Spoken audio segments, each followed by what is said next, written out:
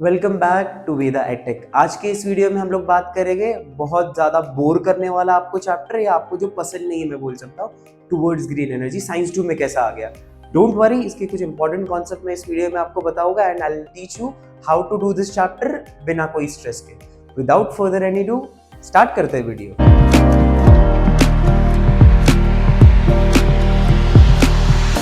So this is the video all about towards green energy. I know that आप लोगों को topic थोड़ा difficult जाता है, टफ जाता है, बहुत इजी वे में इसको समझने की कोशिश करेंगे एंड ये समझेंगे क्या मेजरली इसमें से पढ़ना चाहिए और ये चैप्टर किस बेस पे। ठीक है, I have written some pointers in front of you. बहुत ज्यादा इजी है। एज यू कैन सी, पहले चैप्टर का नाम है टुवर्ड्स ग्रीन एनर्जी। हरी वाली एनर्जी नहीं, towards green energy which means हम लोग एनर्जी का प्रोडक्शन करेंगे with the help of natural resources जो हमारे आसपास हमारे पास नेचर में अवेलेबल है, उससे हम लोग एनर्जी बनाएंगे और हम लोग कोशिश करेंगे कि कम से कम पोल्यूशन जनरेट हो। ये एक केमिस्ट्री का भी एक ब्रांच है जिसको ग्रीन केमिस्ट्री बोलते हैं, जिसके अंदर कम से कम पोल्यूशन बने, कम से कम बाय प्रोडक्ट बने, ऐसे रिएक्शंस करवाए जाते हैं ग्रीन केमिस्ट्री में। तो it is something related to that. It's not greenery में हो रही इसके लिए इसको ग्रीन एनर्जी।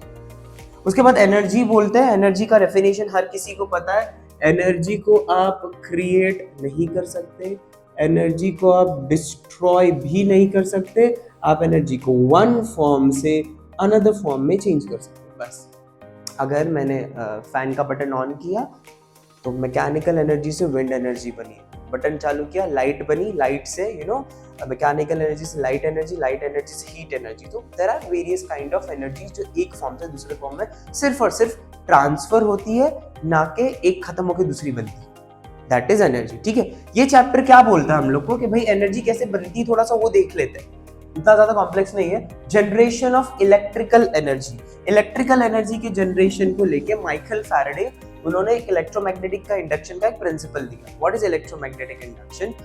अगर एक कंडक्टर है, ठीक है, जिसमें से इलेक्ट्रिसिटी पास होती है, if magnetic field around the conductor changes, अगर कंडक्टर के आसपास मैग्नेटिक फील्ड चेंज होती है तो उस कंडक्टर के अक्रॉस पोटेंशियल डिफरेंस जनरेट होता है। क्या बोला इसने मैग्नेटिक इलेक्ट्रोमैग्नेटिक इंडक्शन में? अगर मैग्नेटिक फील्ड चेंज हुई उस कंडक्टर के आसपास तो पोटेंशियल डिफरेंस जनरेट होगा। अभी ये सपोज मेरा कंडक्टर है, इसके आसपास क्या चेंज हो रही है? इसके आसपास अगर मैग्नेटिक फील्ड हो रही है चेंज, तो उन दो पॉइंट के बीच में पोटेंशियल डिफरेंस जिसको V से रिप्रेजेंट करते हैं वो जनरेट होगा। सीधी सी बात है। अब क्वेश्चन आया कि भाई मैग्नेटिक फील्ड कैसे चेंज होगी? मैग्नेटिक फील्ड चेंज होने के पीछे एक कारण है।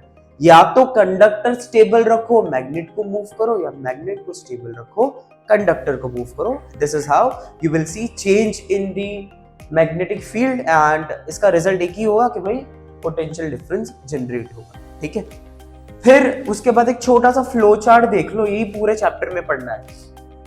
एनर्जी को जनरेट करना मैं कोई ना कोई सोर्स इस्तेमाल करूंगा, कोई ना कोई सोर्स इस्तेमाल किया, उसके बाद मेरा जो turbine which looks like a wheel वो घूमना स्टार्ट होता है। मतलब कोई भी सोर्स का हेल्प लिया सिर्फ टरबाइन को गोल घुमाने के लिए। जब टरबाइन गोल घूमता है तो जनरेटर चालू होता है, इवेंचुअली जनरेटर चालू होगा। Generator will generate something. What it will generate? Electrical energy. यहाँ पे एक छोटा सा निमोनिक्स टीजी याद रखना। Everyone is aware with technical गुरु। अब कैसे याद रखोगे इसको? टरबाइन घूमेगा तो जनरेटर चालू होगा, और ये इट्स वेरी टेक्निकल पॉइंट यार। जनरेटर चालू होगा तो इलेक्ट्रिसिटी तो जनरेट होनी है, और आपको ये क्लियरली बताया कि भाई अगर टरबाइन को घुमाना you need something and that something is nothing but source. Source की मदद से टरबाइन चालू करो, टरबाइन जनरेटर को और पुश करेगा चलने के लिए। टरबाइन के बाद जनरेटर चलेगा तो डेफिनेटली हमको इलेक्ट्रिक एनर्जी मिलेगी। पर ये चैप्टर में और कुछ भी नहीं है। ठीक है, उसके बाद मैं कोल यूज करूंगा। ये इतने 5 चीजें जो चैप्टर में आपको बताई, इन 5 चीजों की हेल्प से एनर्जी बनाई इस चैप्टर में। कोल, अब मतलब हर जगह पे सोर्स और इधर का पार्ट चेंज होगा, बाकी सब सेम ही रहेगा। ये समझो एंड वाला पार्ट, ये 3 ई लगा दिया मैंने, तीनों सेम ही रहेगा। Turbine, generator, energy. इसके पहले का प्रोसेस अलग होगा, मतलब सोर्स अलग होगा बस, और कुछ नहीं है। और थोड़ा सा प्रोसेस उसके अंदर ऐड किया है।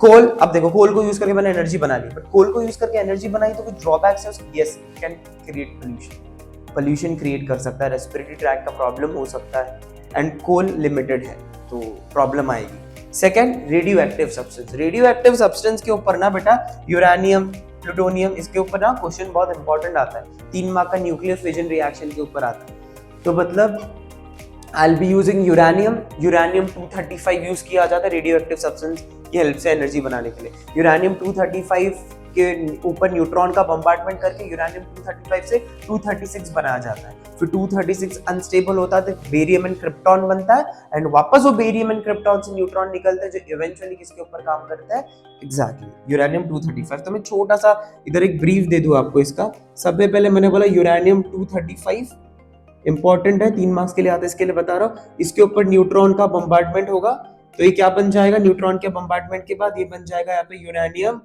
236, ठीक है। 236 अनस्टेबल है तो निकालेगा बेरियम एंड क्रिप्टॉन, एंड इस बेरियम एंड क्रिप्टॉन से अगेन निकलेंगे न्यूट्रॉन जो इवेंचुअली वापस यूरेनियम 235 को हिट करेगा एंड वापस 236 barium krypton, this cycles goes on and on. इसी को बोलते हैं न्यूक्लियर फिजन और चेन रिएक्शन। 3 मार्क्स के लिए क्वेश्चन आता है, आपको एक डायग्राम दिया जाता है आपके बुक में जो है न्यूक्लियर फिजन रिएक्शन का, पूछता है ये क्या है, ये कहाँ पे इस्तेमाल करता है और इसमें कौन से रेडियो एक्टिव सब्सटेंस यूज होते हैं। As simple as that. Again ये हो खत्म होता तो इसके भी ड्रॉबैक्स बताए इसके अंदर। क्या ड्रॉबैक्स है इसके भाई, रेडियो एक्टिव सब्सटेंस यूज करोगे तो of course it will produce radiation और इवेंचुअली आपके स्किन के लिए, आपके हेल्थ के लिए बहुत बोल सकते हैं हम लोग हार्मफुल हो सकती है, बेनिफिशियल बिल्कुल भी नहीं है। So we need to take care of that. Third है नेचुरल गैस। नेचुरल गैस को हम लोग यूज करेंगे अगेन टू प्रोड्यूस एनर्जी। तो नेचुरल गैस के इतने एज ड्रॉबैक्स नहीं बताए, सिर्फ सोर्स की जगह पे नेचुरल गैस आता है। वाटर को यूज करके हम लोग भरपूर मात्रा में क्या बना सकते हैं, एनर्जी बना सकते हैं। कुछ एडवांटेजेस भी, कुछ डिसएडवांटेजेस भी। एडवांटेजेस क्या है, it can replenish during rainy season. Water अगर साल में कभी भी अवेलेबल है तो अकॉर्डिंगली एनर्जी जितना चाहे जैसा चाहे बना सकते हो। You have something called energy जिसकी हेल्प से आप you have something called water जिसकी हेल्प से आप एनर्जी बना सकते हो। तो इसके एडवांटेज डिसएडवांटेजेस क्या है, ओवरफ्लो हो गया, अगर डैम बहुत सालों से भरा हुआ है, बहुत टाइम से भरा हुआ है, उसको अभी ओपन करना है, तो ओपन करने के बाद आसपास जो गांव होंगे उनको भी तकलीफ हो सकती है। तो there are some disadvantages too. कोई भी चीज एक्सेस में होती है तो हार्मफुल होती है।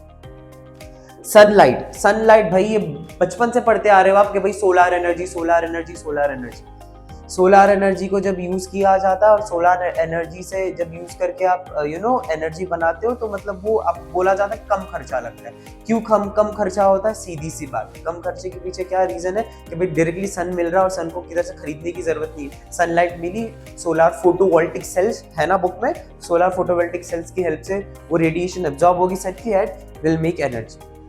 So these are the some important pointers from chapter called Towards Green Energy। आपको चैप्टर का पूरा बेस आपके सामने रख दिया है। स्टिल अगर आपको इस चैप्टर में कोई पर्टिकुलर डाउट है तो कमेंट सेक्शन आपके लिए ओपन है, आप उसमें क्वेश्चंस कर सकते हो, आपको डेफिनेटली उसका आंसर मिलेगा। सो इसका आफ्टर वीडियो जब फिनिश होता है आप इसका स्क्रीनशॉट लीजिए। Will be meeting in next video with another important topic. Thank you so much for watching.